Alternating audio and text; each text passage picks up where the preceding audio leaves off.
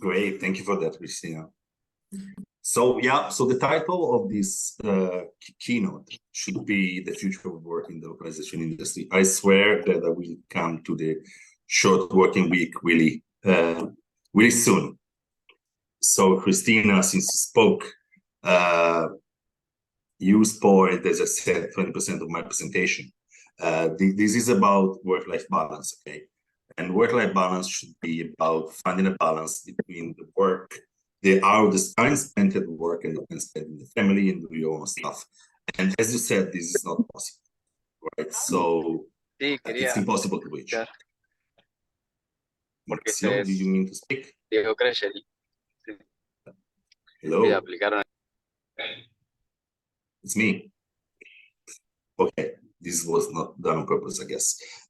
So I will be rather talking about how to provide as much as possible of well-being to my team.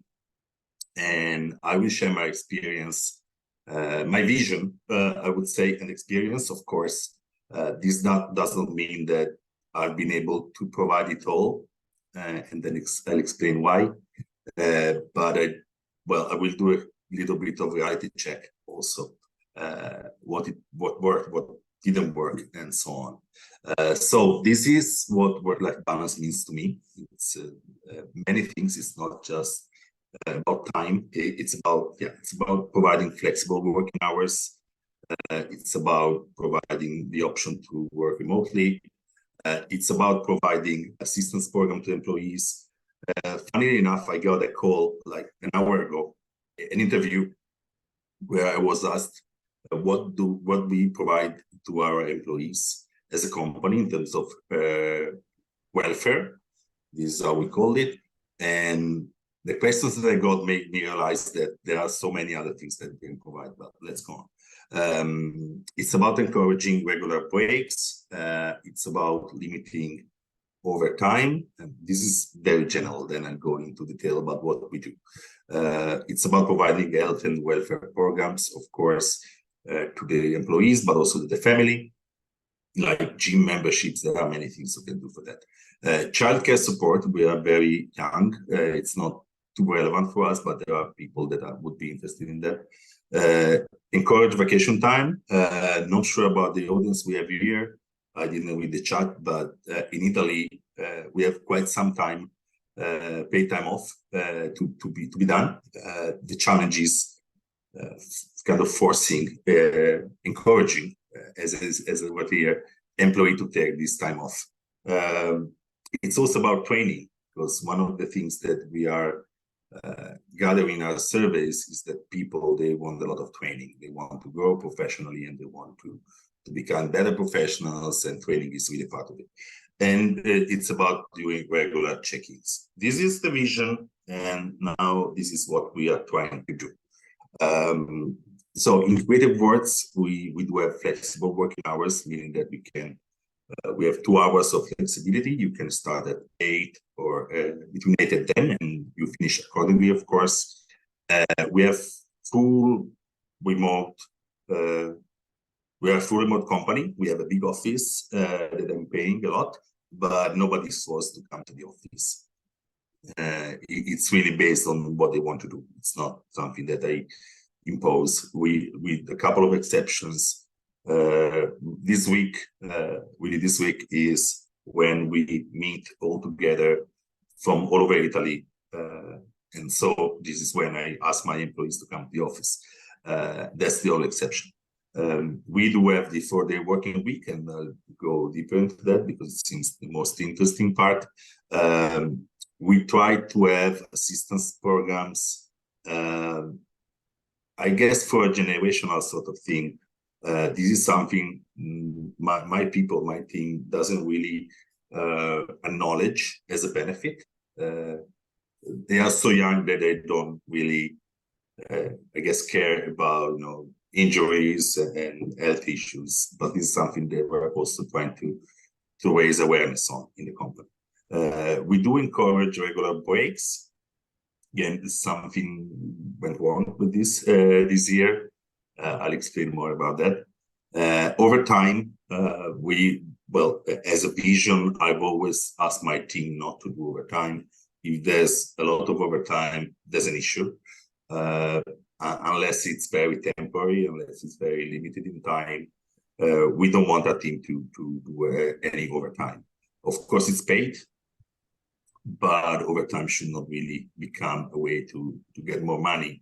And if they are forced to work overtime, it means there is a big issue that we need to address.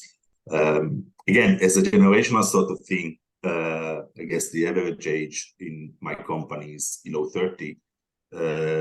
I don't really need to encourage them not to work too much, because they have their own values, and they do want to have their own free time. So this is pretty easily done. Vacation time, we need to encourage people to do vacation time. Again, you get 4 to 5 weeks of vacation time in Italy that is paid, but usually people tend to take that time off when they have something to do. They don't really take it as a break, as a way to to recover, to recharge. So we need to encourage that, and this can only be done if you have regular check-ins. This year I hired a people manager that is, her main responsibility is really to have regular check-ins with the whole team and make sure that we comply to this approach that I listed here. Big topic, the short working week, of course. So this all started in a break that I was taking during lunch. It was, I believe, August last year, and I was walking in Genoa with a beer in my hand, and I got this, I was enlightened by this idea, and I thought, let's try and do a short working week. This is how it started. Actually started because I don't remember when and where. In those days, I heard about it. I heard about someone talking about it.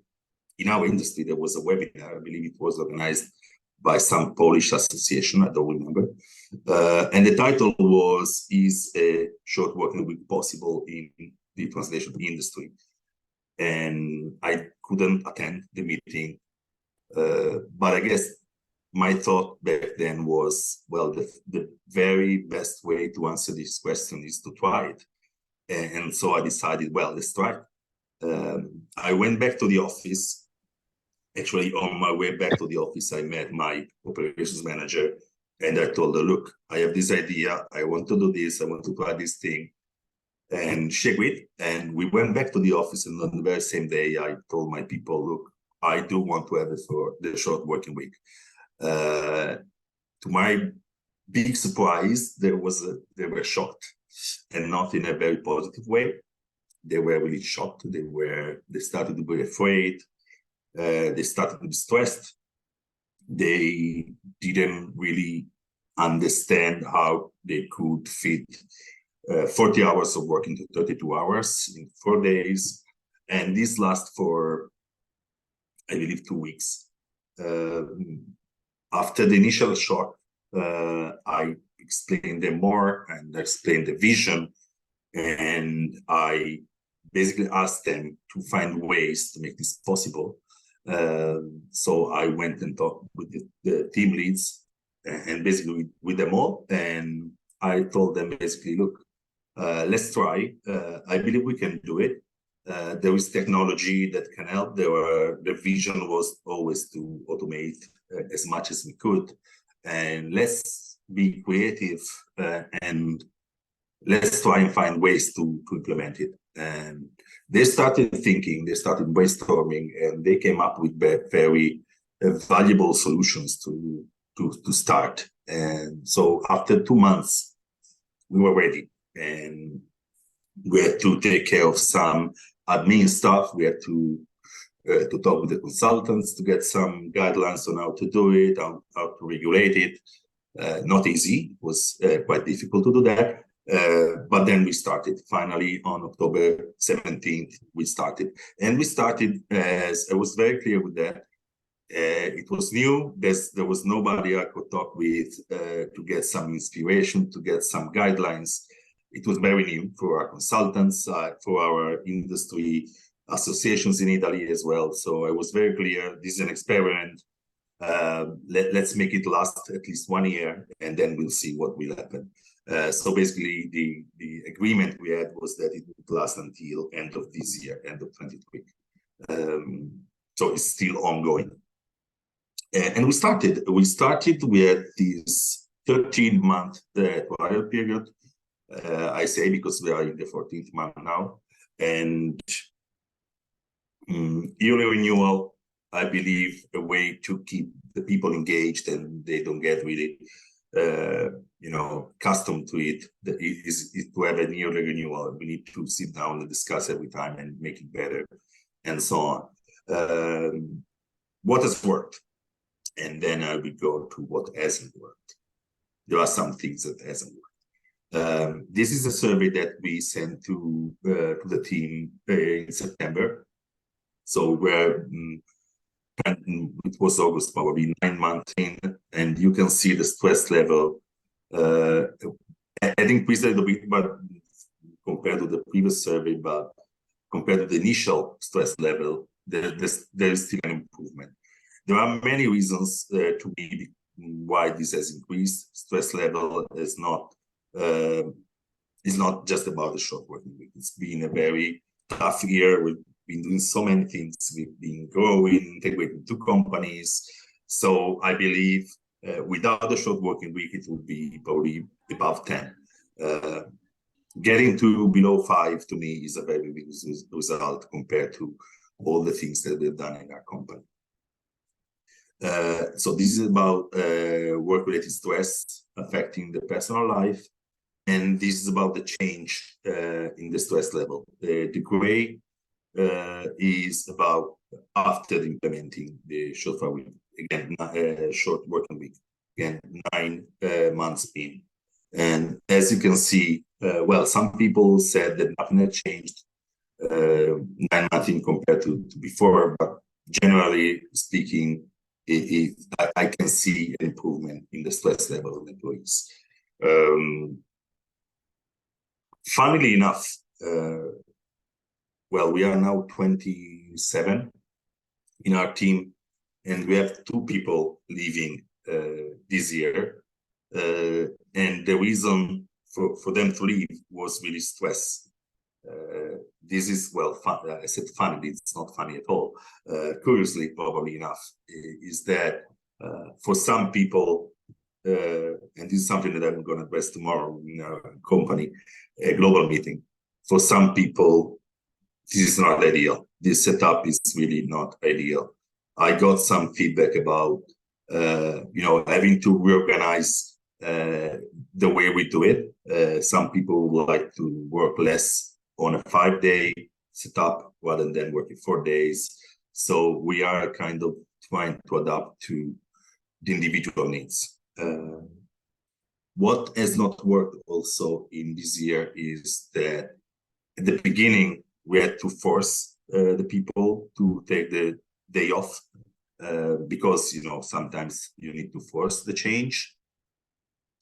And with time, the day off, in my opinion, kind of turned into the objective, something that we needed and we must have. The short working week, in my opinion, should really be instead a way to reduce stress, a way to feel better at work, not the objective. I mean, it's just a means to get there. And I believe we have worked too much on setting the short working week as an objective rather than a way to feel better at work.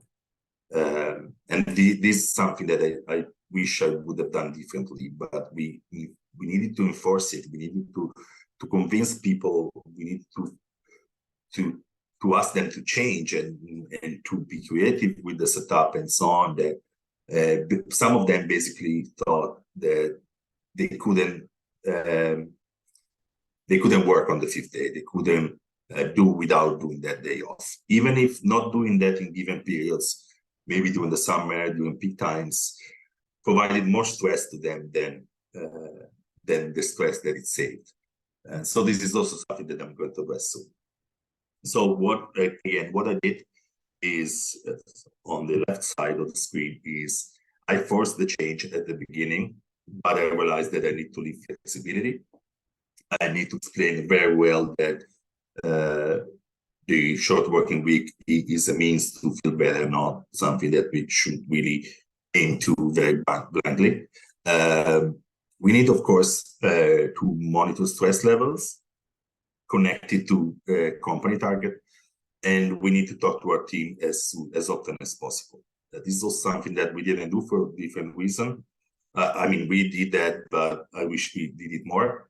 You know, it's been a very slow year at the beginning, so we basically went after the revenue, and sometimes we just forgot to talk to people, which is a mistake that I will never do again.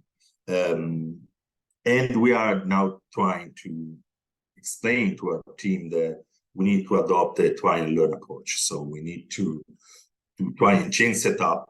It doesn't need to be the same for the whole team, for the whole company, for them all. We can adapt. We can have different teams with different setups, different configuration, and even within the same team, we can have different people taking different shifts based on how it works for them. Not how it works for us, but how it better works for them.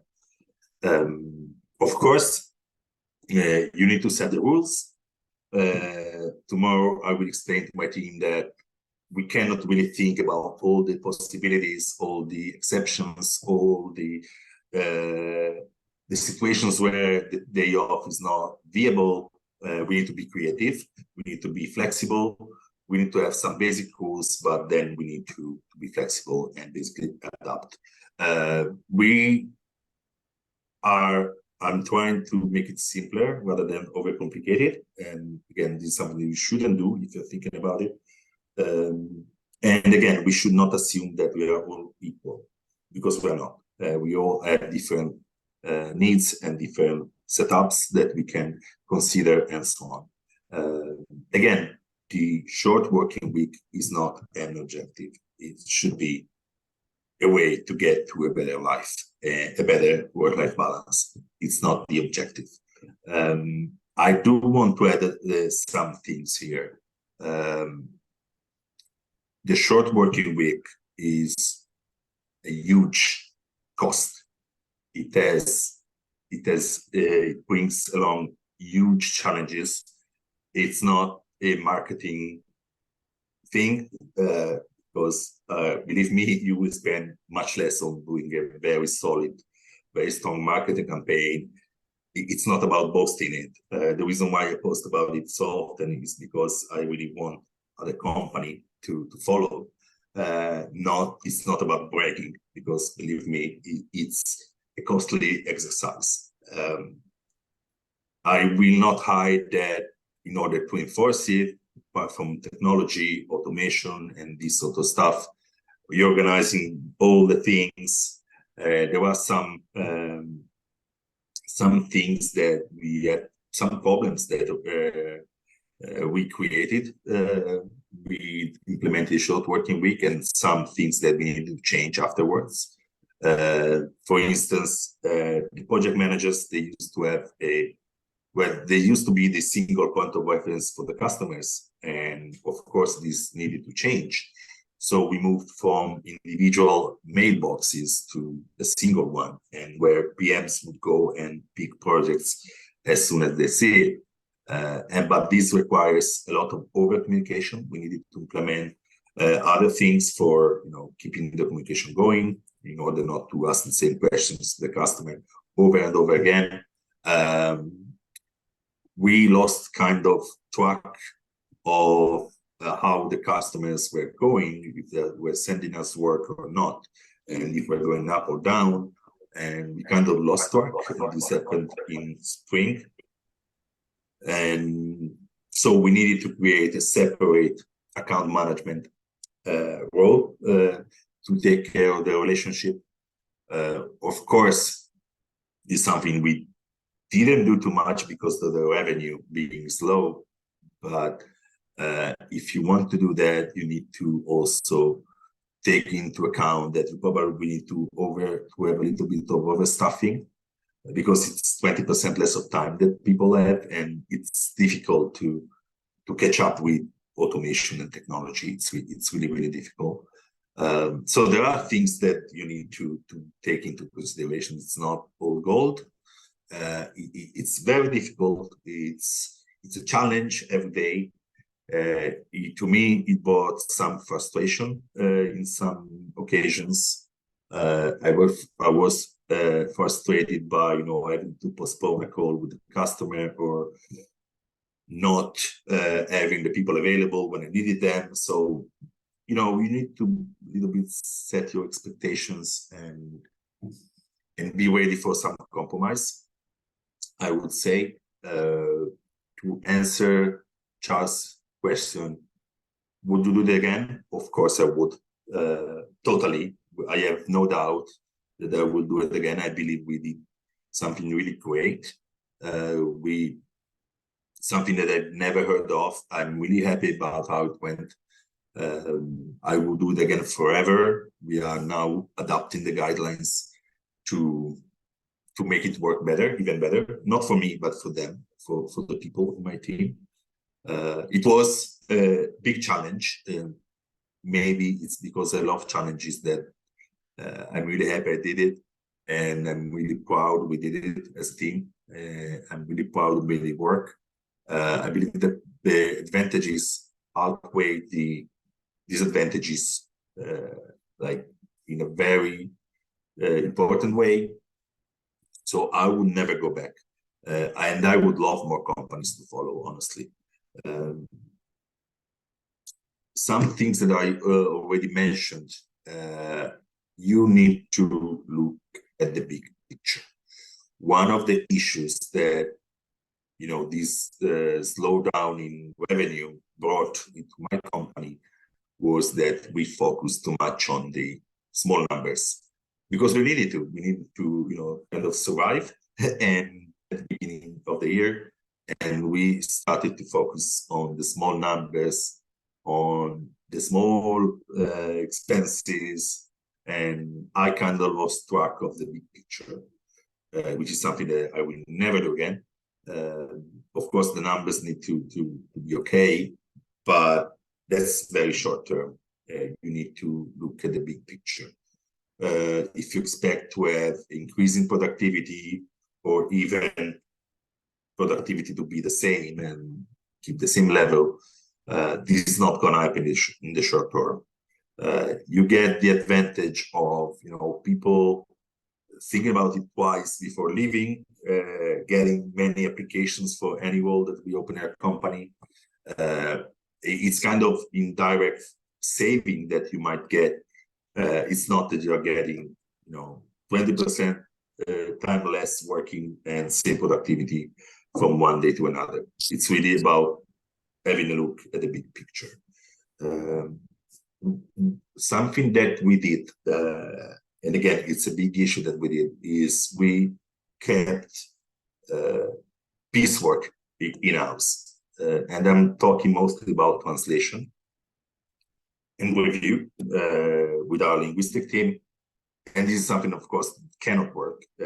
Labor cost in Italy is really high, and it's really not sustainable to keep piecework, to keep anything that is paid by the word or even by the hour in-house. So we are, revolutionizing everything, reorganizing everything to really be able to focus on the things that have impact and that is not counted by unit, by the hour, by the word. This is not going to work because 20% less of time is a big thing. So we are training, and we will start again training our own staff for added value activities, which is also something that I kind of forgot about this year. We let go with some really important trainings, and generally speaking, we let go with training, also because of the revenue going down. But training is not something that you can save time or money on. training is really part of our vision, and we should go back to that. Leverage technology, it's incredible how many things we changed and how many things we automated and how many things we are using technology on in all departments, in any activity. This means that we are available to customers even in night shifts and nobody's working because we are integrating with everything we can integrate on. And of course, there was a big boost in this direction by when we created the Innovation Lab.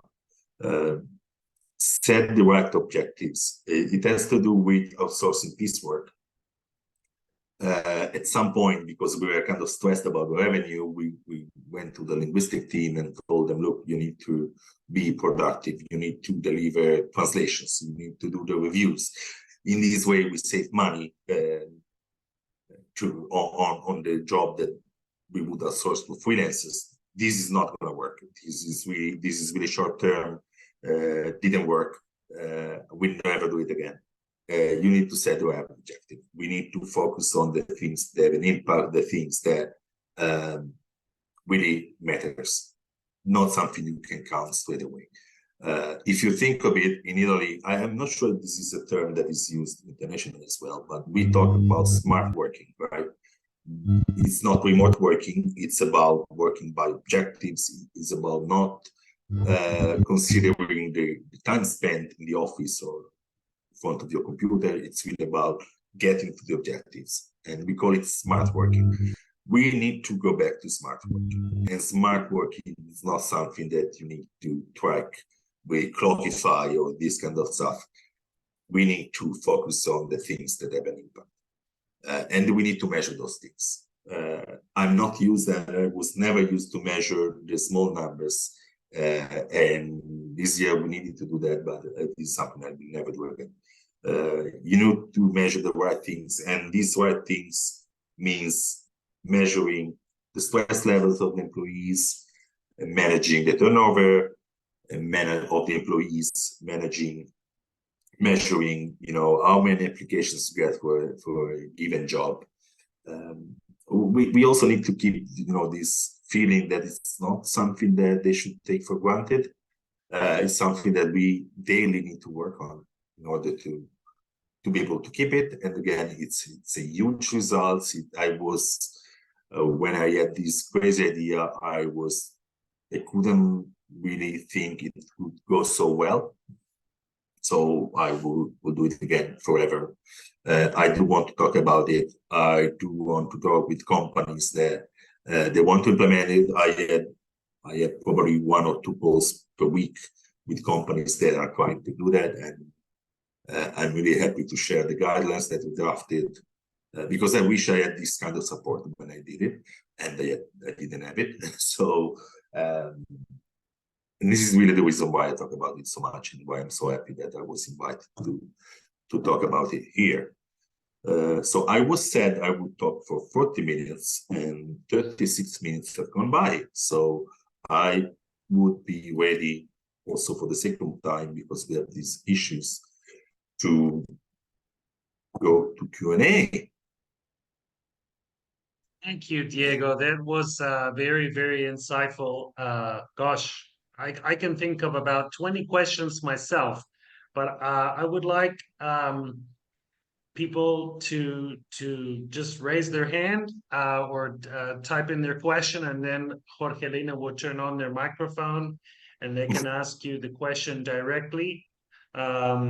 Because obviously this is something that very few people have done. So I'm reading a funny question from Julia in the chat. Can I answer to this? Sure, go for it. So in Italy, last year, a big bank, it's called Banca Intesa, they talked about doing the short working week. And so they had all the consultations with the unions and so on, and they implemented it. But if you read between the lines, you would see that it worked like 5 days into 4 days. So the employees would work more on 4 days rather than working less. And then many other companies followed. 𝗟𝗏𝗃𝗃 that you probably all know about, even internationally, is one of the latest one. I believe last week, Lamborghini also did it. And Lamborghini is a factory. I mean, they do cars, right? So the fact that they did it, they are not a service company. They're not having this flexibility in a company that is, you know, producing in a factory is really more difficult. And of course, they have the money, a lot more money than I have to make it work better. I mean, I hope many other companies will follow because it's very great thing. But no, I did not consult for 𝗟𝗏𝗃𝗃. I would be happy to talk with them about it if they want. So Diego, what you said was that 𝗟𝗏𝗃𝗃, if I understood you correctly, they moved from 5 days to 4 days, but people started doing 10 hours per day. Is that right? But that's not 𝗟𝗏𝗃𝗃. That's the bank that I mentioned.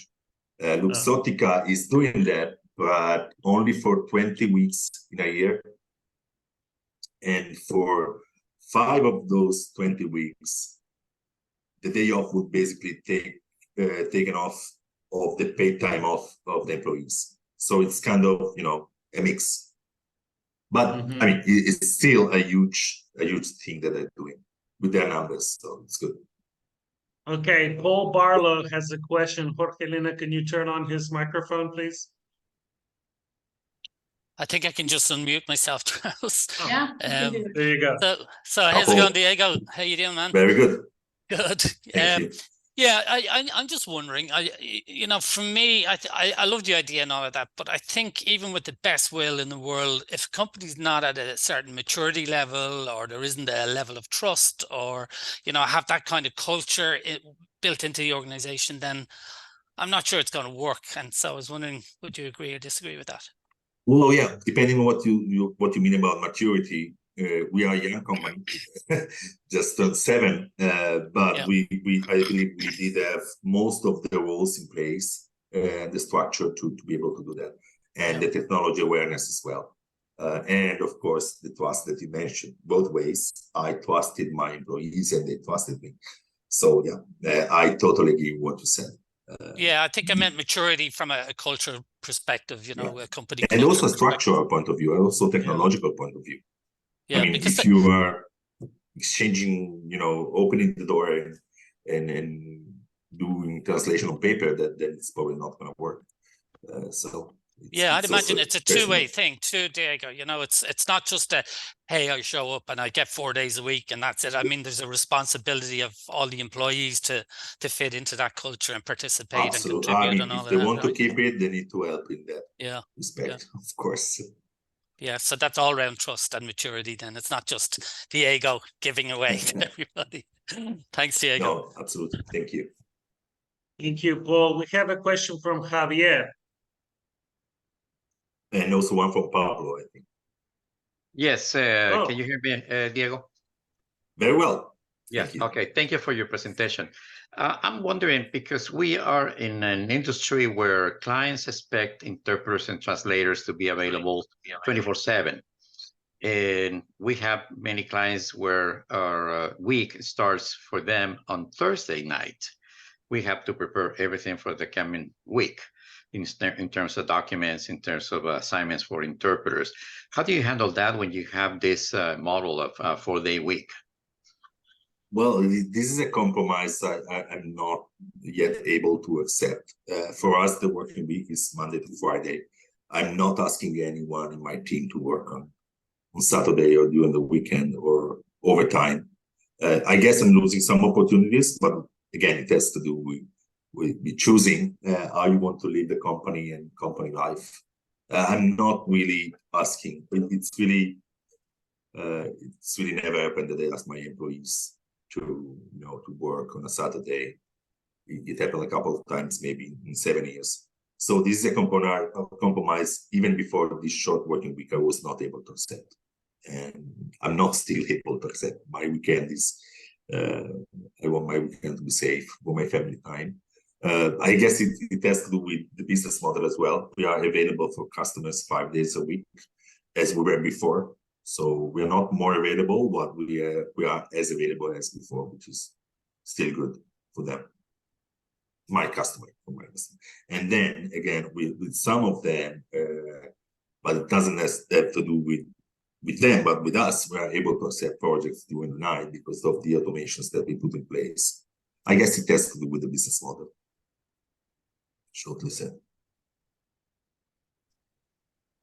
Thank you, Diego. We have a question from Pablo Laino. I jumped over him by mistake and went straight to Javier because Javier's question was, I just saw it first, but I apologize. Pablo, would you like to ask your question? Yes, thank you. Thank you for the presentation. The 4-day week doesn't seem to be a bed of roses. So my question is if you ever calculated how much it would imply to go back to a 5-day schedule. And I don't mean the money, but the people, you know, the working spirit, the working atmosphere. Well, this is something I wondered about many times. The short answer would be it's not really possible to go back. Yeah, I mean, it would be really, really difficult. And particularly if we went back to the 5 days working week, we will not get back 20% of the work and 20% of the time. Not going to happen. Apart from the personal, you know, challenge of going to my employees and look, from tomorrow we're not going to do that anymore. It will not work. It will not work as much as one would think. You know, morale will go down, stress will increase, and productivity will not increase by 20% for sure. Absolutely not. So, but again, I wondered about this many times, and I believe the thing is we need to kind of tweak it, change it, add some small rules or some exceptions, or give the flexibility to not to do it when it's not possible. But there's no way back, and I don't want to go back. I mean, I really don't want. There was a time when I was really stressed and angry, and I was going to threaten my team to go back to the long working week. But it's good I stopped before talking with them, and I will never go back. I think. I mean, I really did it because I believe that life is not office time only. And I do want my team to enjoy life because it goes so fast. My daughter turned 11 2 days ago, and I feel so old. And, you know, we cannot go 50%, as Christina was saying, well, posted about, but at least let's enjoy the time in the office and work as, well, enjoy life as much as possible, work as less as possible. Thank you, Diego. So it seems it's a one-way street. If you implement the 4-day week, there's no going back. So you better do it right. It's difficult. Well, I know about someone who did go back, who tried it and didn't work, even in our industry, and even some years ago. But it's difficult. I mean, it's a big challenge, I believe, to explain and to get used to the long working week again.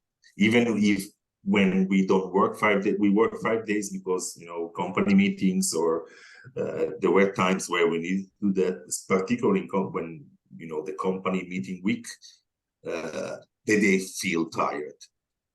They do feel tired because they're used to something else. So there's no way back, I believe. And I don't want to go back in any case. Very good. So we have a question from Satu. Would you like to ask the question? Sure. Hey, thank you, Diego, and everyone. But really happy to see this happening, and you know, somebody has to start. So thank you that it has been you. And of course, you tell us fascinating things about how it's been, what your challenges have been. I really hope that it will inspire others to do it as well. But my question, you mentioned actually that you do not, that your clients do not see that. Is that correct? Because I was wondering, how did you communicate this to your clients? And how did they take it? That's a very interesting question. I did a mistake there because I was so eager to know to tell the world that we were going to start with it that I did a post on a Friday. and we send the official communication to customers on the next Monday.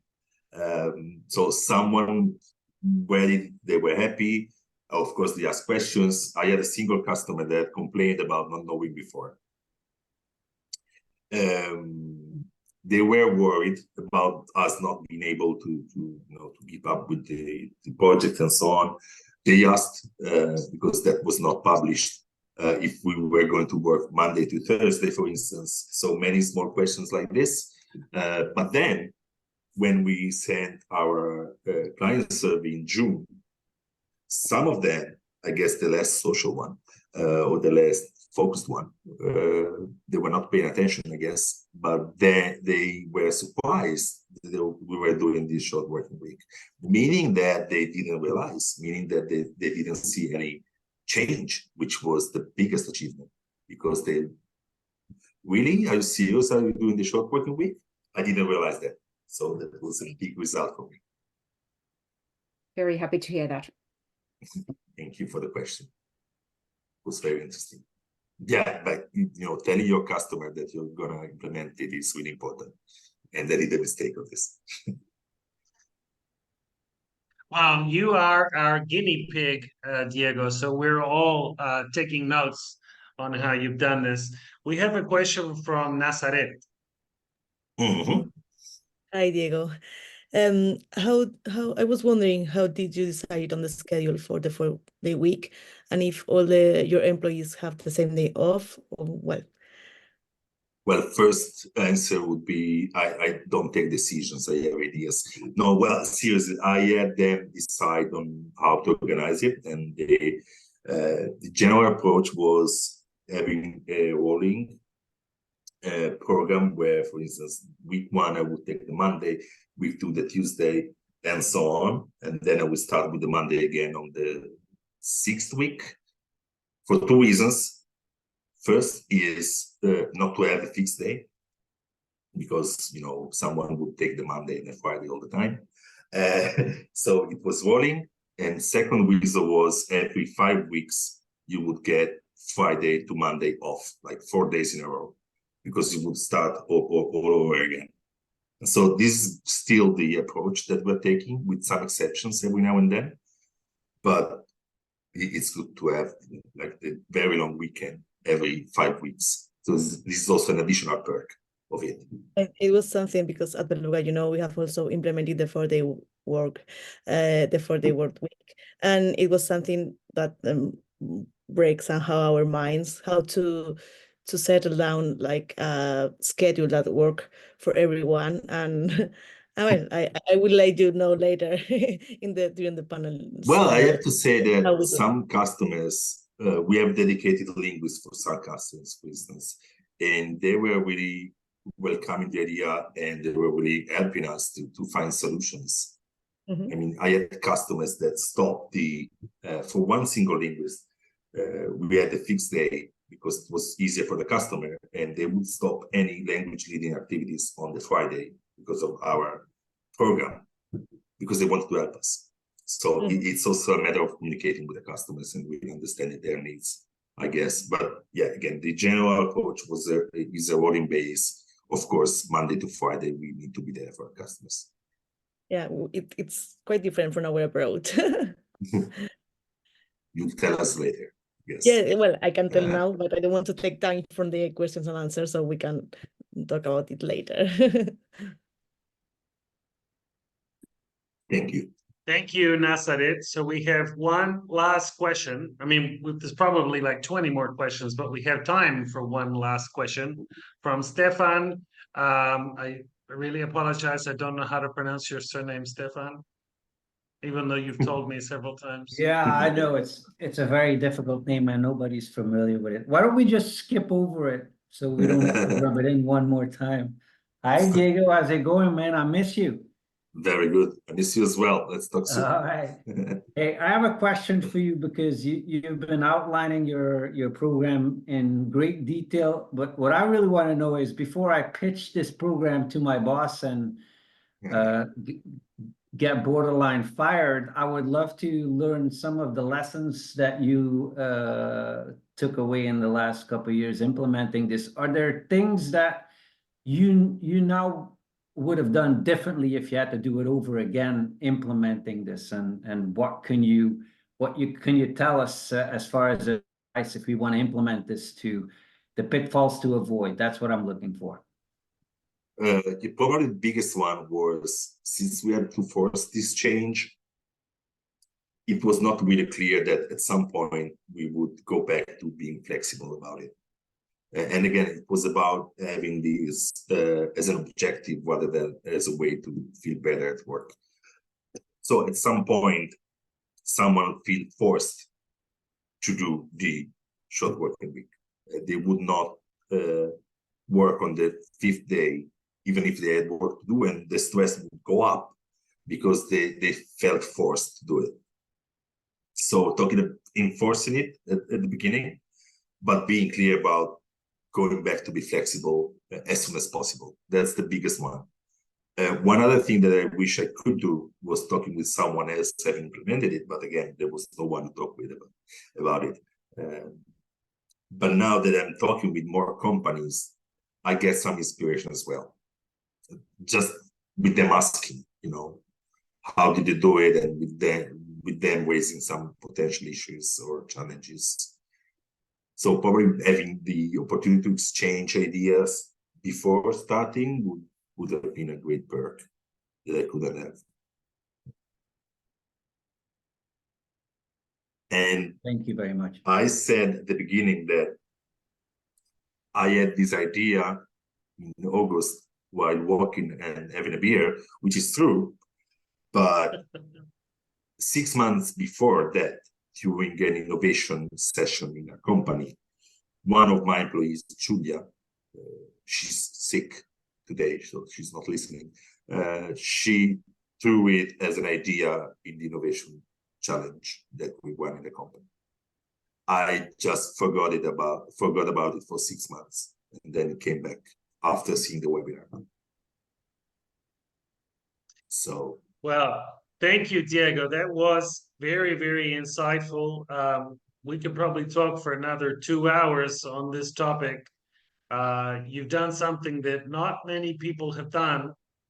And the number one takeaway I have from what I've understood, or I think I've understood, is that this is not something you do and then it's done. It's an ongoing process, an ongoing cultural change that requires constant tweaking. So it's not like you're just going to do it and then walk away and enjoy your 4-day week. It's going to take some work. Very interesting. Very interesting. And I think there's quite a big contrast between, let's say, American work culture and European work culture. I always remember this joke that says, I'm OOO, I'm having surgery in 20 minutes, but send me your message and I'll answer you as soon as the anesthetic wears off. That's the American approach to OOO. I very well remember I had a surgery in my hand, and I was just out of surgery room when I was taking a call. So it's cultural, but we're not all like that. Maybe it's different for you because you're a business owner, but when you're talking about employees, so, I'm OOO, about to have surgery, but I'll answer you as soon as the anesthetic wears off. Whereas the European definition of OOO is, I'm OOO, I'm not taking my computer, I'll answer you in 6 weeks' time. And you know what? Younger generation are even more like you're saying, and I really, really appreciate them being so. I mean, they really value the time in their lives. And yeah, I really wish I was like that before when I was younger. So good for them. Good job. Very good. Very good. Well, maybe we're all going to live longer as we work a little bit less. Or, who knows? Who knows? We'll have to see. Well, thank you so much, Diego. I really appreciate that. And thank you for bearing with us when we had some technical difficulties at the beginning. Once again, thank you, Jorgelina, for resolving those. We're now going to proceed to the second part of the TBO Talent Forum, which is a panel discussion. So we did this last month. Just to remind you, the TBO Talent Forum takes place once a month, and we have a different topic every month, a different theme. and we have different speakers. I guess over time we'll repeat some of the speakers, but the idea is to have different speakers, and we're always looking for speakers. So if you want to speak or if you have an idea, please feel free to reach out to me or to Jorgelina after the talent forum, and raise your hand. And I'm sure lots of people have many different things to contribute. Our topic last month was bridging the gaps between academia and the localization industry. And we had a presentation. Instead of Diego, we had Carrie Fisher, who is currently president of Women in Localization and also director of localization at Subway. Very interesting presentation. And then we had a panel discussion about the exact same topic from different opinions and standpoints. And we had a really interesting group. We had our own 𝗟cie𝗰𝗹𝗶𝘂𝘁𝗁 from TBO, who today is sick with COVID. So she's being replaced by 𝗓𝗶𝗲𝗀𝗀 today. 𝗓𝗶𝗲𝗀𝗀 is lucre for one day as she recovers from COVID. We also had Winnie Hay from the Middlebury Institute of International Studies. We had Summer Zhao from Zoom, our platform that gave us some tricky stuff today. And we had Kathleen Diamond from the Association of Language Companies. And of course, we had the wonderful Kristen Gutierrez moderating. So we're going to do the same thing today. We're going to have a panel discussion, and Kristen Gutierrez is going to moderate again.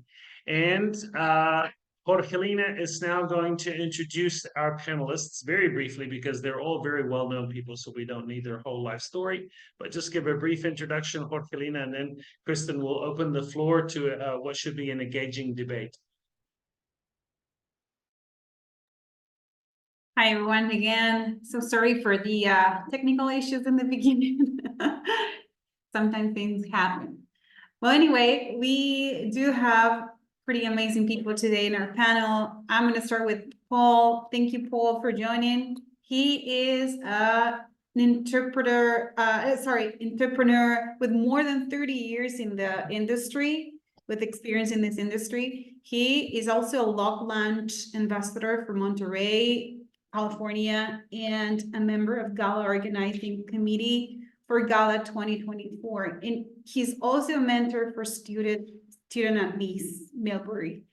We do have Christina Reteva as well in our panel. She's a localization career coach and consultant with more than 20 years of experience in leading localization programmers and teams.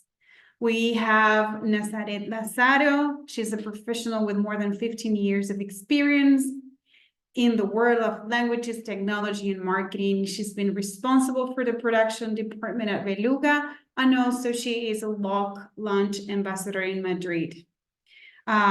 We do have Julia also in our panel this time. She has been at Shopify for more than 7 years already as the head of localization. She's originally from Milan, Italy, but she's living in Toronto, Canada for more than 20 years. And we do have the lovely presence of our moderator, Kristen Gutierrez. She's the best-selling author of Be a Better Sales Leader. She's also vice president of sales and marketing at Language Network and a keynote speaker inspiring audiences across industries. Thank you, everyone, for joining today. Thank you. Okay, so interest of time, you guys, I'm sorry, I have a hard stop in 51 minutes, and this panel is going to be like, there's so much great stuff to talk about. I'm going to have the panelists kick off with sharing what their current work-life balance situation looks like, because I want to dovetail us a little from the concept of 4-day work week. We'll come back to it, right? We'll talk about it still, but also just the broader topic of work-life balance. And I want, since we're in this amazing forum where like we can see the chat, if you have questions that you want to ask the panelists, this isn't scripted. So ask your questions in the chat and I will come to your questions like now. We won't wait till the end. All right, cool. So Paul, you're on my left. Go ahead.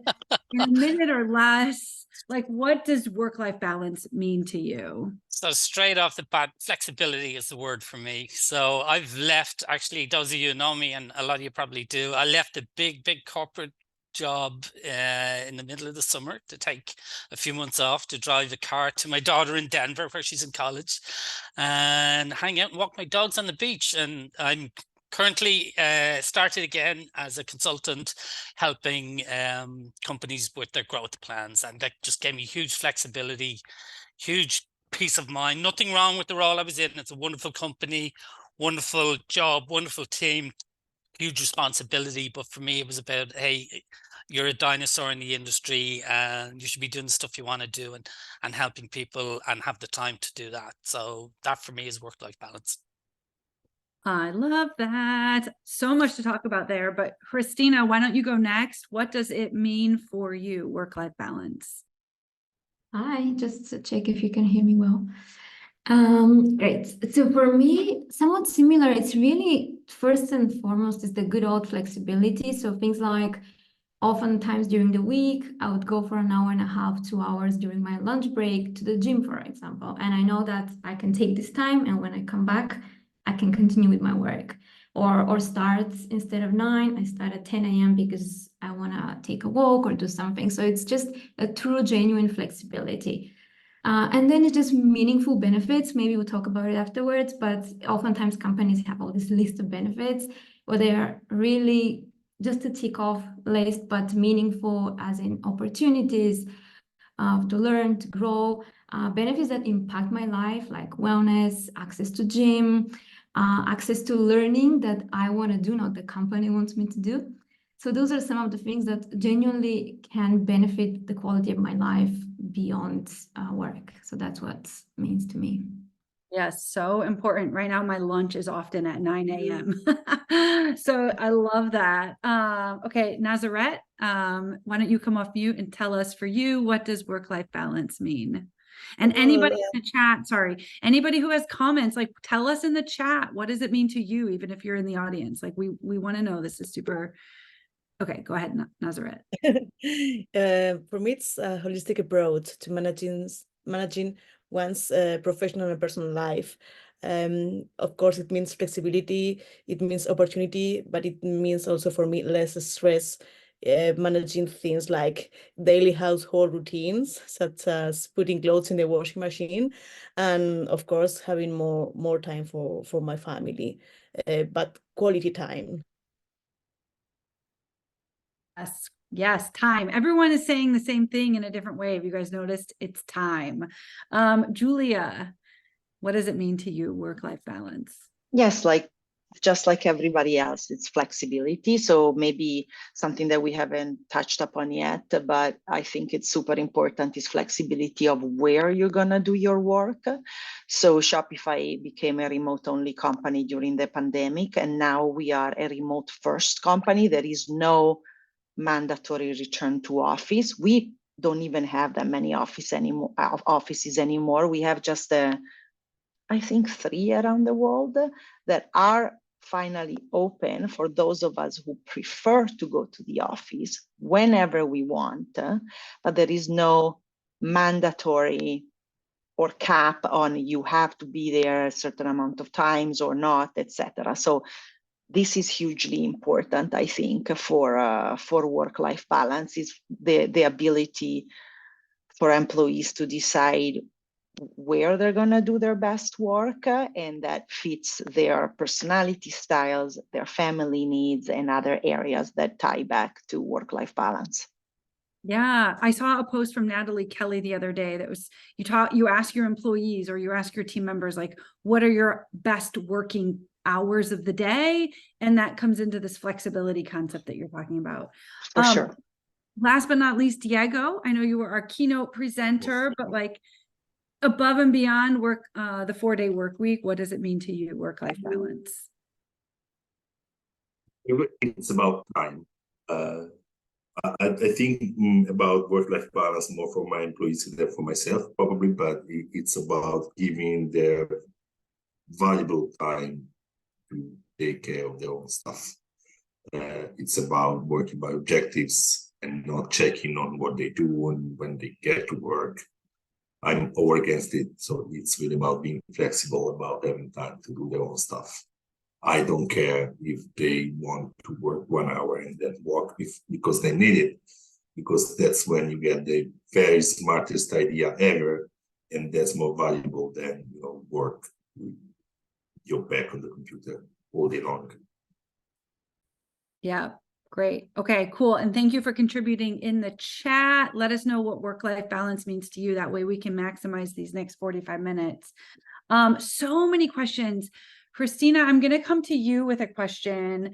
As a leader embedded in the organization, but not the CEO, right?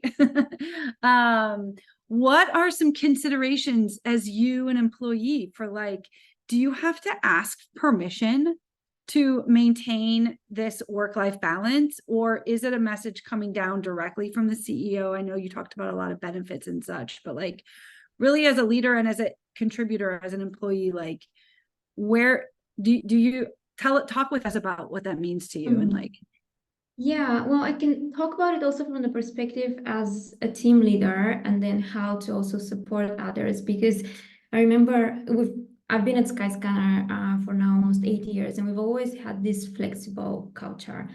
And I remember we've had on the team people joining from different organizations, and they've never had that. So I could see them starting at 9 a.m., finishing 6 p.m. When they needed 15 extra minutes, they would write in our team chat and be like, I'm going to be late. I'm going to make up for the time later. And I had to be very mindful that there were people that had never experienced that. And when I saw that throughout time, to really encourage them, you don't need to ask for a permission, don't need to let us know. So really reminding and encouraging them until it becomes more natural to them. And then just yourself as a manager modeling that. I never apologized if I had to be late, obviously, if it impacts the team, but really ask for permission, take my holidays, not interact during time off. So kind of modeling that behavior, and when you see someone that is not necessarily making the most, just being mindful and reminding them of that. so true. Julia, I know in the prep call you were talking a lot about these concepts, and you even talked about it a little in your work-life balance. So as a leader also, what does that mean to you? Yeah, I mean, I also don't feel like I have to justify myself or ask for permission to, set my own schedule, decide when I work best. Obviously, because I run the whole localization department, there have to be some minimum rules in place so that we can guarantee continuity of service. But within those rules, then people have the freedom to, decide how to get organized. Like, for example, I have 2 technical program managers. I would prefer if they don't take vacation at the same time. That's sort of the limit that and this is how it's phrased. It's like, coordinate amongst the 2 of you, and then you let me know, and then you just put it on the team vacation calendar, and that's the end of it. Like, my approval is just a pro forma, it's a check in the box that I have to do through my admin systems. But like, it's not that I am, saying no to people being on vacation at the same time. It's more like, okay, let's do it in a way that doesn't impact the rest of the team, and that doesn't make your work-life balance choice becoming a problematic work-life balance for the remaining colleagues. So it's that dense, right? Having said that, like the whole company pretty much operates like this. We work by objectives. Just like Diego was saying, that is hugely important. It's not about FaceTime. It's not about how many hours you show your face. It's about, are you delivering on what you're supposed to be delivering? Are you having impact? And then if you're having impact, then we're good. Like, it doesn't matter if I take the afternoon off to go to my kids' parent-teachers interviews or to go to the dentist, and I don't feel like I have to make up those hours because I'm working by objectives and I'm being impactful. And the same goes for the people on my team, and generally speaking, the rest of my colleagues. So it's a company culture thing. Yeah. Yeah, we are going to come back to this concept of culture, right? Because I'm the one who had a C-section 3 years ago, literally doing the thing that Charles was saying. And I know we were joking about previously, like I left that hospital within 24 hours, mind you, right? Like with a C-section. So we'll talk about the cultural, but Nazareth, you manage a bigger team. I'm assuming as head of production, right? You manage a somewhat big team. And what does it mean to you helping your direct reports or as an influencer within your company find the balance with this time and productivity, right? So everyone's saying somewhat of the same thing, but like, I want to hear it again. Like, how do you help your team members find balance with work and life? Well, as you have already mentioned, the culture on the company about how you should work and what you can consider or how to define work is very important, because we think in all people like now on their 60s, probably the definition for them is going to be some kind different from those on their 30s. So I was lucky enough to have been working in Beluga since 2007. And we started on 2010 with a hybrid model. And I think we were not the one in Madrid, but probably there were a few people that were working in a hybrid model on that time. And we were working from home, for example, during the summers. So what is important for being able to implement or to get to balance professional and personal life is you to trust in your employees and your colleagues. If you don't trust them, you are going to be asking them, what are you doing? And asking to show you their figures and how they have done their work. But if you can give them your trust, they're going to find a way to show you without you having to request it, that they are really working and the clients and the things and the processes are working well. So I would say that, first of all, trust is the main thing. And second, of course, regular meetings. We have one regular meeting all the weeks where all the members of the department join to share workload, how they are feeling, of course, to establish KPIs and GR metrics, so we can see how we are progressing, and not only how the business is progressing, but also how we as employees or my colleagues are dealing with the difficulties and the issues they have to face every day. Yeah, I mean, it's so true, right? The outcomes, measuring the right things, i.e. the outcomes, but balancing what has to get done in order to move the business forward. I'm going to come to the two comments in the chat. But first, two things. Paul, I'm coming to you right now. And if you are, want to say, we're trying to set up a poll, but in the meantime, write in the chat if you're listening, like, do you think the company culture, and this is Daria, a little bit based on what you're saying and what everyone's saying, is the company culture where you are like flexible or inflexible? Is like, what do you feel like it is, right? Where you are right now. Paul, as somebody who's recently left corporate, right? Yep. Yourself, you can talk about your past, obviously, like where you used to work or just experiences in general, but I'm more interested in the mental and emotional health. Like, you took time off, you drove across the country, you drove to Denver, and like, how are you finding fulfillment and the balance of mental and emotional health? Because I can speak from recent experience. It's a pretty good life on the other side when you're managing your own calendar and doing all those things. So just share with us your insights. Yeah, I think I have to say I'm very, very lucky that I have the opportunity to do that. I really do feel I am lucky, and there's a lot of people maybe wouldn't have the opportunity to do that, or maybe too scared to go and do that. And it's still a scary decision to go, what, I'm going to walk away from this and I'm not really sure what I want to do next, but I know I need to take a bit of time out here for me and for what's important to me. And maybe it's just as you get older, you know, you start to value other stuff, not just the work and the glory and all of that kind of stuff, you know, that might have been more important earlier in my career, you know. So but you do notice the difference. You do, and it does take a little while to unplug and to switch off and all of that and step away from it, you know. But I think it just brings you clarity then. And I say to my kids too, it's not, you don't realize the madness that's going on until you step away from it, and then you look back and you go, like, why did I even do that, or why was I there doing that? So I think for me, it's yes, it's scary, and yes, it takes a lot to kind of make that decision and all of that. But I think after you've done it for a little while, it's you know, you get into the flow and you feel the health, and you feel the you understand what's important, you know, what's important to you, and that's really the driver behind it for me, you know. Yeah, I do personally know, yes, and I love that. Yeah. I love that for everyone who has had a chance to experience that, right? But you also make me think of the topic of burnout. Yeah. Because maybe in hindsight, people who have stepped away have this idea that, like, oh my gosh, revelation, was I burnt out?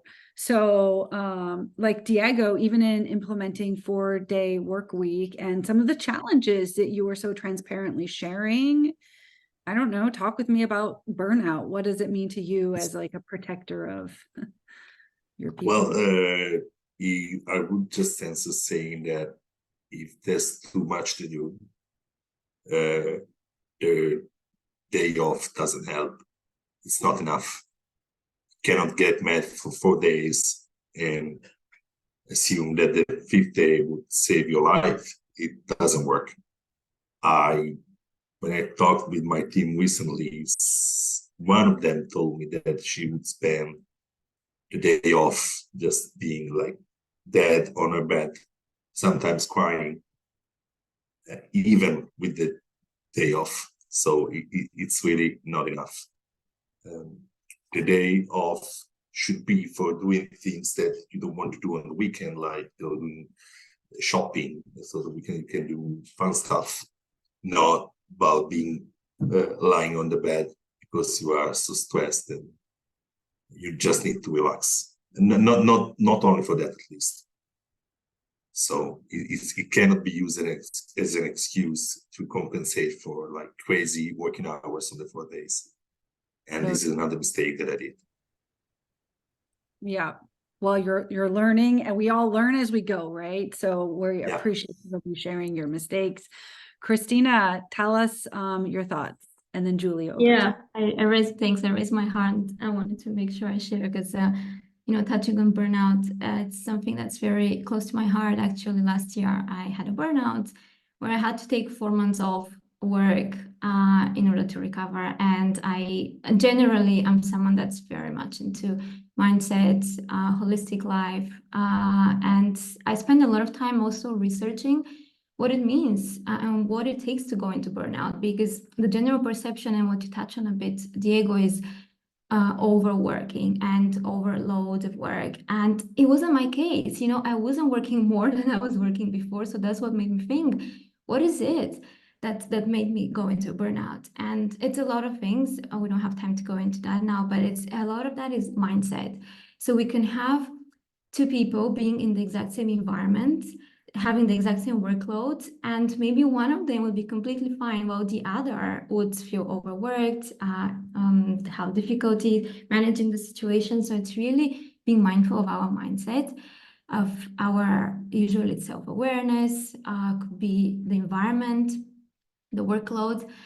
So it's really, and then understanding what it was. For us, in that case, for me, I wasn't as excited anymore. I didn't have opportunities to learn, to grow, and I just felt so uninspired. And that just kept me dragging myself. And that was my way to get myself out. But I want to touch on something else as well when it comes to mental and emotional health. And I see that a lot in localization. Also myself working with a lot of coaching clients. It's in our industry, especially, I guess on both sides, client and vendor, but the client side, we have so many localization managers that are a single localization person in the whole company. And they carry the burden of the localization program on their own. They have no one they speak with, no manager that understands what localization is. All the challenges of education, awareness, which are the same challenges we have in bigger teams. But if you're the only person in the company that knows about localization, have no one to support you, it's really so taxing taking that burden. And again, month after month, year after year, it can be really, really exhausting. So that's another point on the mental and emotional health, not having to do that on your own. Mm-hmm. Yeah, and knowing when to ask for help and that it's okay to ask for help and Yeah. all the things. Okay, Julia, I want to hear your thoughts, and then I'm going to come over to you, Daria, and your comment in the chat. Yeah, so Christina said so many excellent points.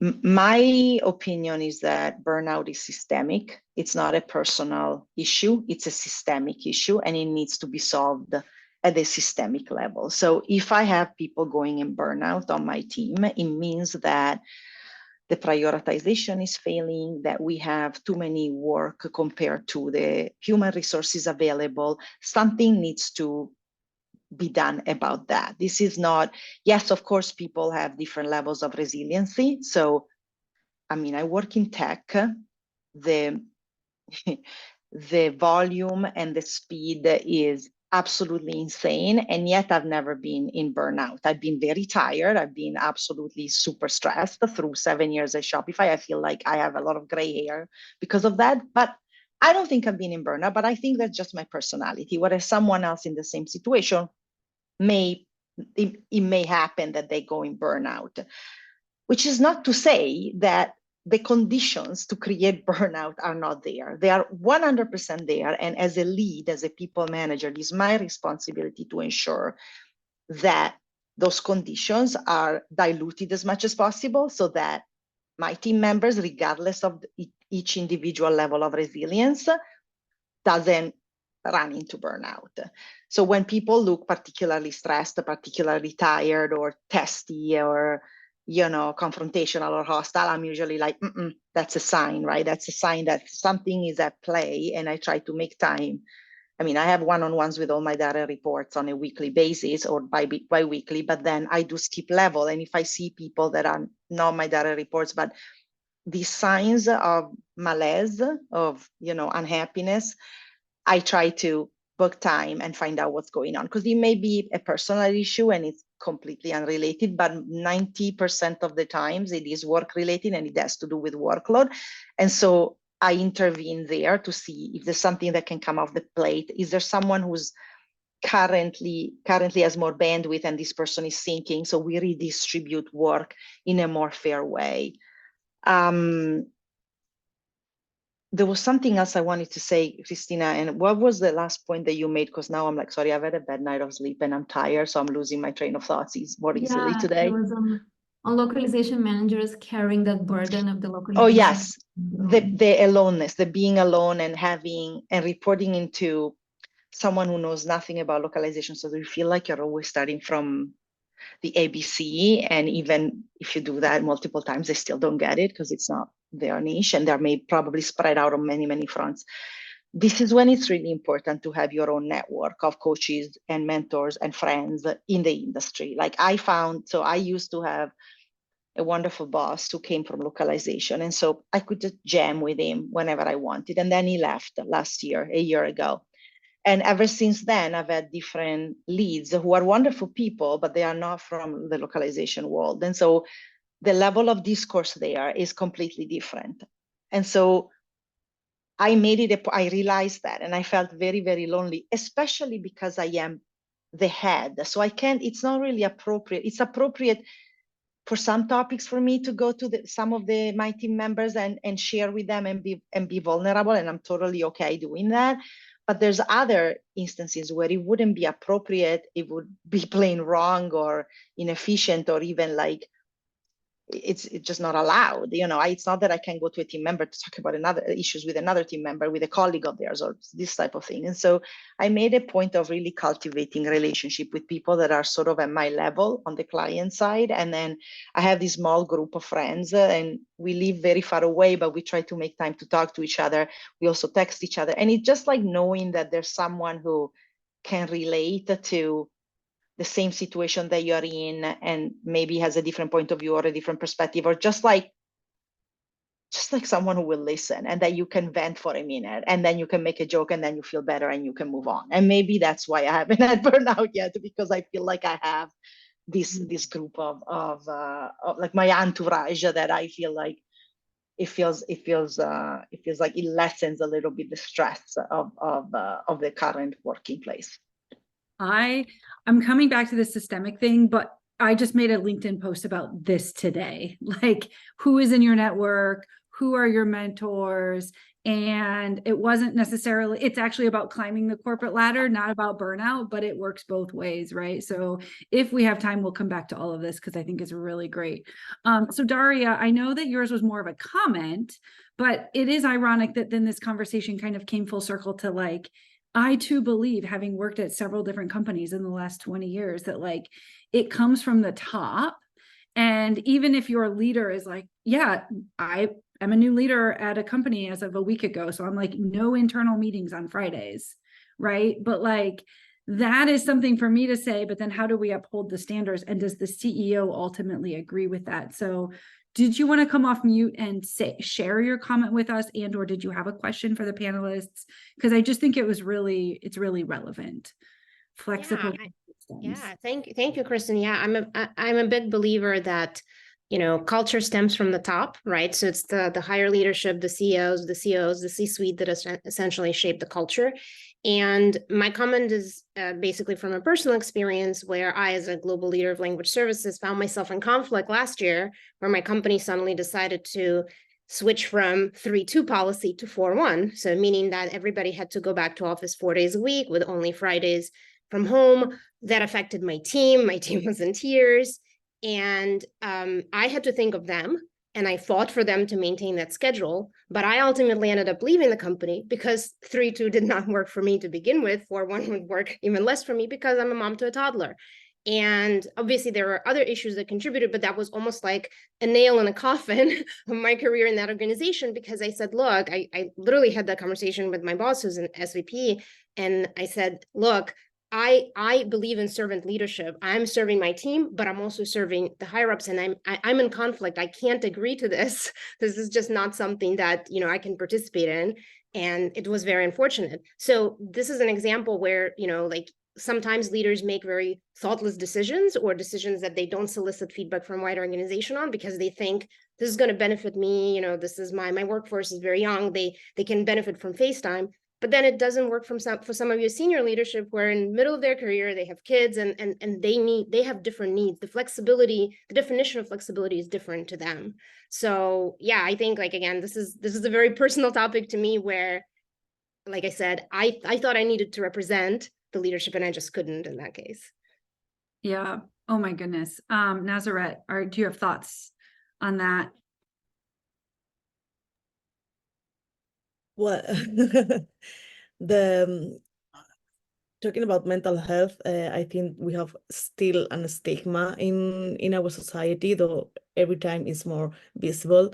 But and there are a lot of things to do for solving how you receive or how you can express that you are feeling overwhelmed, because a lot of people is going to say, hey, you are working from home, you are working with tech companies, and a lot of people are not going to understand why you are feeling like that, like this. What I try to do is to have, apart from the regular meetings we have on every week, I also have regular one-to-one meetings monthly, so I can share directly with my project managers how they are feeling. And once again, the base of this is having trust. I think they trust me, and also I trust them, because I give the autonomy to work on on how they feel it's the way, the good way to work, no? So yeah, there are a lot of things to do, but the base is to be human. It's something I always say in my post in LinkedIn. We have been last month talking all the people about IA, artificial intelligence, but what we need to do is to be humans. It can sound like be a very poetic, but it's on the base of solving out of the issues we are going to face. Yes, 100%. And this also is to Martin's comment in the chat. So everything is being threaded, right? So Martin, I know there you are, my friend.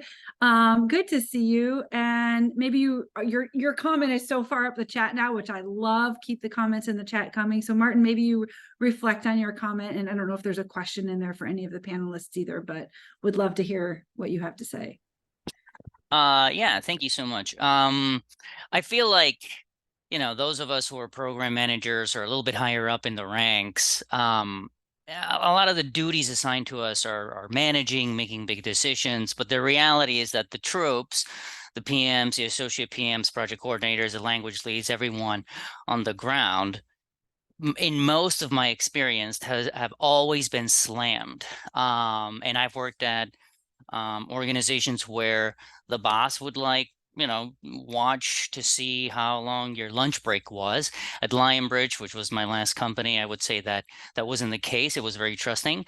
But I think that sometimes it can be a little complicated because I feel that US and international cultures are so different. Like we just heard Diego talk about implementing a 4-day week, but I feel like Europe in general is a bit more, when they're done, they're gone. And in the US, it's like the client reached out and people expect you to be on. And in some international offices, I feel particularly in the APAC region, those people were working like 24 hours a day. So like, even though at Lionbridge was a huge company, it is very flexible. I think the reality is very nuanced because companies are so big and really cultures are so different that there are just a lot of factors. I don't know, just that. Yeah, I 100% can agree with that. I think we all can. I saw everybody's head shaking. Yep. Paul Barlow, what are your thoughts on all of this? Totally agree with Martin. And also back to Daria's point earlier, you know, it starts with the leadership, and there's definitely a cultural thing that I know we're going to talk about. Being a European, and I'm a US citizen now, and having spent a long time living here and working here and all of that in the US, I can definitely see both sides, but for me, it's about the leadership. I used to think it's just an American thing, and we different culture and all of that, and I think it's getting better. I think it's, you know, it's so important to everybody in America. Work-life balance. We talk about it all day, but do we execute on it? I'm not so sure, and definitely our European counterparts, I'm jealous, you know, to see those Christmas holidays and those summer holidays and all of that stuff. But I've left that behind, so that's my own fault. But to Daria's point, it's absolutely to do with the leadership. And I come back to my question to Diego earlier about maturity of the leadership and trusting and all of that kind of stuff. You know, you have to have that culture. You have to have that environment. You have to have the leadership to say, I don't care if you're walking your dog on a beach or taking your kid to school or going to whatever you're doing, you know, get the job done. I trust you to do it, you know, and it's a two-way relationship. And that for me is where it all lies, you know. So yes, partially culture, because you're brought up in a certain way in the US too, and a different mindset and all that. Work.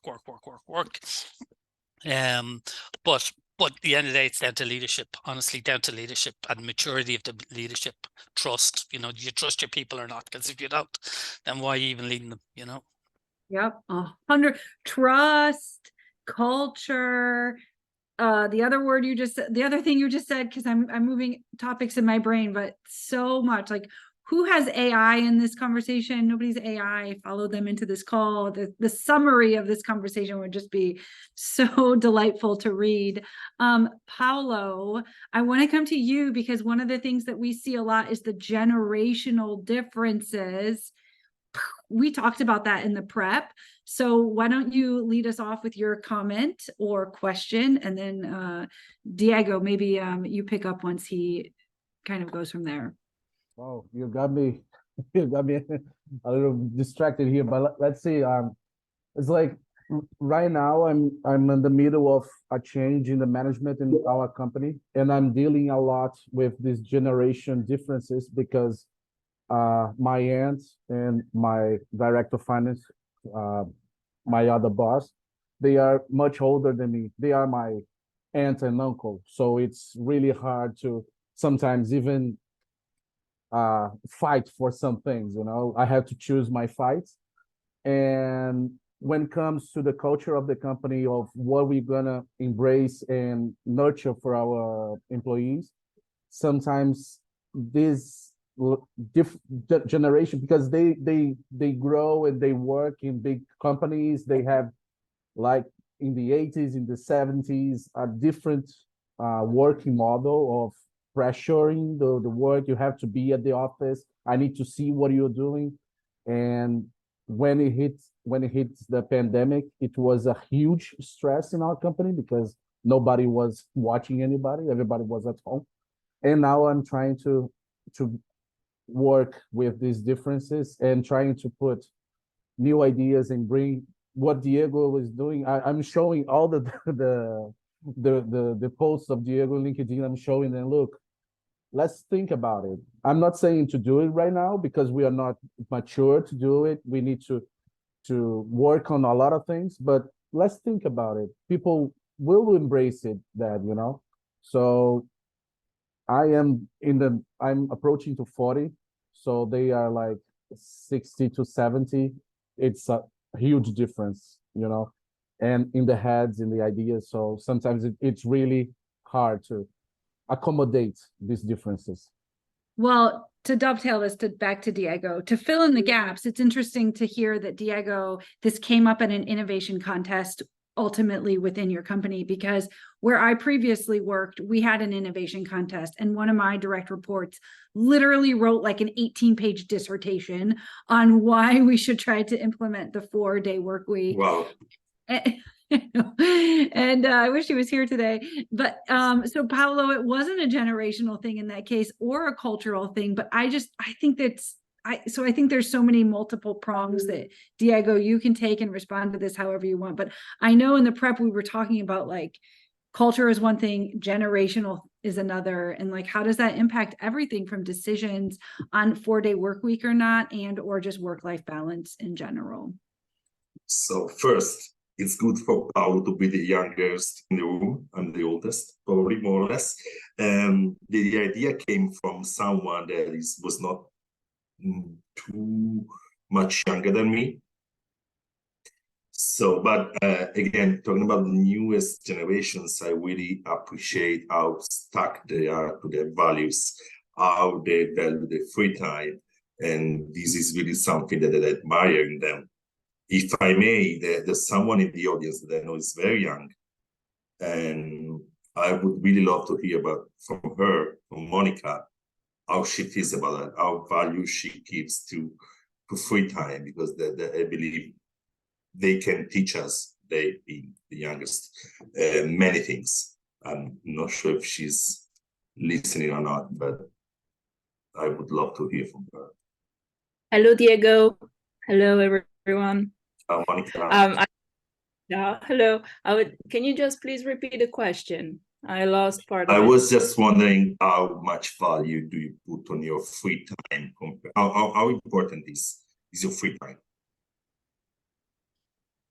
Well, from someone that suffered from kind of, it was not official burnout, but when I was working a few years ago, I had the typical case of working, living alone in another city, in a new city. So I was still thinking about work even when I was alone at home, maybe cooking, and spending time alone. I was just thinking, oh, but did I send the email to that customer? Did I, respond to that email? Which is something I really, really needed to stop doing it. So I think that from that experience, I learned, or I'm trying to learn to separate the two words, the working one and the private one.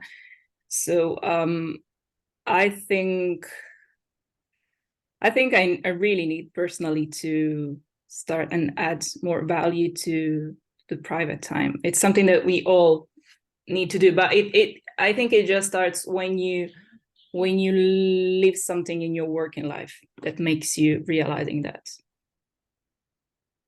So it takes time. Asking you to jump in. Thank you. Thank you. Yeah, I love this, everybody. So we have 10 minutes, 8 minutes left, right? I'm not gonna like throw it to the wolves necessarily, but you know, if you have questions or comments, now is your chance, right? I just want to give space for that, or if you had like a dying thought. I know I tried my best to come to everything that's in the chat, but I missed a lot. So Christina, you know, I mean, it's a little bit vague and it's a little open-ended, but did you have any thoughts on this topic in general that you really wanted to share, for example, while we wait for people to have 5 minutes to comment or have questions? Otherwise we'll go to Julia, because I know. I guess the main thing that was for me, and just even in advance of thinking about this topic, because obviously there's so many things, but really is identifying what it means for every single person. And this phrase really stuck with me. How can I be at my best with my family, in my personal life, and at work? So what would that look like? So being really mindful for your own priorities. And, you know, if you want to, just what I think Monica was talking now, not to think, like, not to be so overwhelmed by thoughts from work in my personal life. What can I do? Maybe finish half an hour earlier and spend some time meditating, relaxing, going for a walk, but anything that creates this boundary between work and life. That's also one thing that we've seen, right? During COVID times, when it was so blended, there wasn't that boundary between work and personal. So how can I create that? But really just spending time thinking beyond what is work-life balance, because it's such a, in a way, a bit also a word that's used up a lot, and seeing how can my personal life be better and how work is impacting the quality of my life. These are the things I think about. Well, and the Nazareth, I'm coming over to you, but like what you're just saying is like the perfect way for all of the panelists to share your final thoughts as we start to look to wrap up on like, what does this broad topic really mean to you, and or how can we be better? So Nazareth, over to you. Thank you. I just wanted to add something that has not been mentioned, but I consider important, and this is from a business point of view. If you try as a company to give the necessary elements to give your employees a balance between their professional and personal life, what you are going to get to is to attract and maintain talent. So it could be a measure for those companies where cannot compete with their competitors with economic measures, offering high salaries, but maybe you can offer better conditions for work, and you will see that this make a difference. And it's very important, for example, for young people, as Diego was saying, there are a lot of studies. Sorry, there are a lot of studies that say that Gen Z people don't only look for very good paid jobs, but good conditions so they can balance personal and professional life. 100%. I mean, I've worked from home since 2010. And so like that became already work-life balance for me. And Daria, I can relate, right? Because it was like, ever since then was like, I can't take a job that requires me to commute into an office. And so then the pandemic happened, and I agree with those sentiments. Who else? Paul, what are your closing thoughts? Yeah, this is about respect, you know, self-respect, and your employer respecting you, respecting your time. So don't feel bad. You know, I agree with the comment, you know, we've so much to learn, Diego, you're right, from our younger generations. You know, I think they have, certainly we weren't growing up in that kind of environment, and I think they've a lot to say, and I think we've a lot to learn from them. But it's about respect, you know, and if your employer doesn't respect your time in that way, then you know, at least have the, you know, self-respect to go, that's not good enough, and be brave to say, that's not good enough, it's not good enough for me, because you're invading my personal time, you're invading my personal headspace, and you know what, you're not paying me nearly enough money to do that. You know, there's probably no amount of dollars available or euros available to do that, you know. So it's about respect. So just hold that in mind and be brave.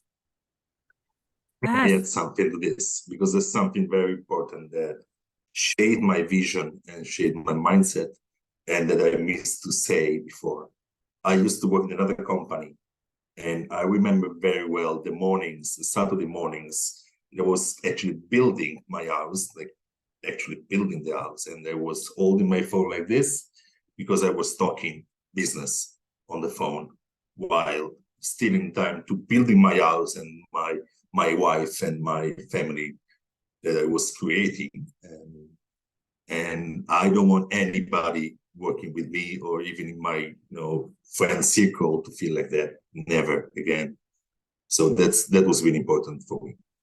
The bad experience that I had. Yeah, thank you. And Julia, what to wrap us up then, closing thoughts, comments on this whole topic at large?